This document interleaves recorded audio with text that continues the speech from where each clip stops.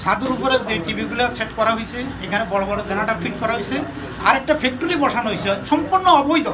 চট্টগ্রাম নগরীর ব্যস্ততম এলাকা জিসি মোড়ের সেন্ট্রাল প্লাজা মার্কেটের ছাদে অবৈধ ও ঝুঁকিপূর্ণ বিলবোর্ড এবং ডিজিটাল এলইডি বিজ্ঞাপন বোর্ড দ্রুত অপসারণের দাবিতে সংবাদ সম্মেলন করেছে মার্কেটের ব্যবসায়ী সমিতি।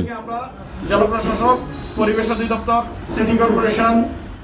বৃহস্পতিবার সন্ধ্যা ৬টায় সমিতির নির্দেশক কার্যালয়ে অনুষ্ঠিত হয় এই সম্মেলনটি। ব্যবসায়ীদের অভিযোগ, গত 18 মে রবিবার সকালে সেন্ট্রাল প্লাজা ছাদ থেকে এসব অবৈধ স্থাপনা উচ্ছেদের অভিযান চালান সিটি কর্পোরেশনের নির্বাহী ম্যাজিস্ট্রেট। আজকের দিনে এটার পক্ষ যারা এগুলো বসিয়েছেন তারা নিজ দায়িত্বে এটা সরিয়ে নেবেন। যদি না সরান তৎপরবর্তীতে আমরা আবার উচ্ছেদ প্রোগ্রামে যাব। আচ্ছা, আগামী যদি না সরায় আগামীকাল থেকে আবার উচ্ছেদ যাবেন, তাই তো? হ্যাঁ, ওনাদেরকে আজকের দিন সময় দেওয়া হয়েছে। আপনারা কি উচ্ছেদ করবেন এখানকার?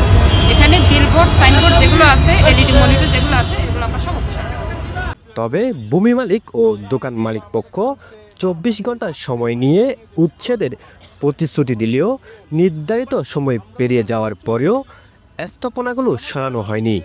উল্টো 72 ঘন্টা পার হওয়ার পরেও সেগুলোতে বিজ্ঞাপন প্রচার অব্যাহত রেখেছেন সংশ্লিষ্ট বিজ্ঞাপনদাতারা। এমন অবস্থায় ক্ষোভে ফেটে পড়েন মার্কেটের ব্যবসায়ীরা। তাদের দাবি, বিলবোর্ডগুলোর অবস্থান অত্যন্ত ঝুঁকিপূর্ণ, যে কোনো সময় ঘটে যেতে পারে বড় ধরনের দুর্ঘটনা। বসানো হয়েছে সম্পূর্ণ অবৈধ। এই ফ্যাক্টরিটাও আমি এখান থেকে সরানোর পক্ষে জোরালো দাবি রাখি, কারণ এটা কিসের ফ্যাক্টরি জানি না। তারা মালিক পক্ষে এটা বসাইছে, এটা কোনো সরকারি অনুমোদন নাই, সিডি এর অনুমোদন নাই, মিউনিসিপ্যালিটির অনুমোদন নাই, প্রশাসনের অনুমোদন নাই। কিভাবে তারা উঠেছে এটা তারা জানে।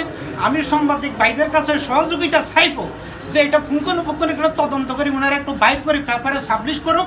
সংবাদ সম্মেলনে সেন্ট্রাল প্লাজার ব্যবসায়ী সমিতির সভাপতি তুহিনুর আলম টিটু বলেন, ব্যবসায়ীদের নিরাপত্তা ও স্বার্থ রক্ষায় দ্রুত অবৈধ স্থাপনা অপসারণ করতে হবে।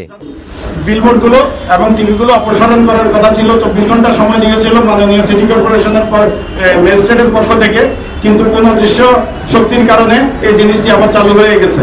আমরা জানতে চাই। তিনি আরও জানান, যদি দ্রুত ব্যবস্থা নেওয়া না হয় তবে জেলা প্রশাসক, চট্টগ্রাম উন্নয়ন কর্তৃপক্ষ, পরিবেশ অধিদপ্তর, Chattogram city corporation, police commissioner এবং সংশ্লিষ্ট ভূমি মালিকদের কাছে চিঠির মাধ্যমে বিষয়টি জানানো হবে। আমাদের শক্তি, আপনারা জিনিসটা প্রচার করবেন। এভাবে কি করে সম্ভব হয়? একটা জিনিস 24 ঘন্টা সময় দেওয়ার পর এটা 72 ঘন্টা অপসারণ হয়নি।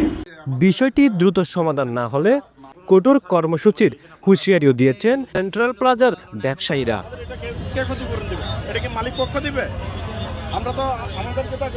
পরিতোষ বড়ুয়া, আমার বার্তা, চট্টগ্রাম।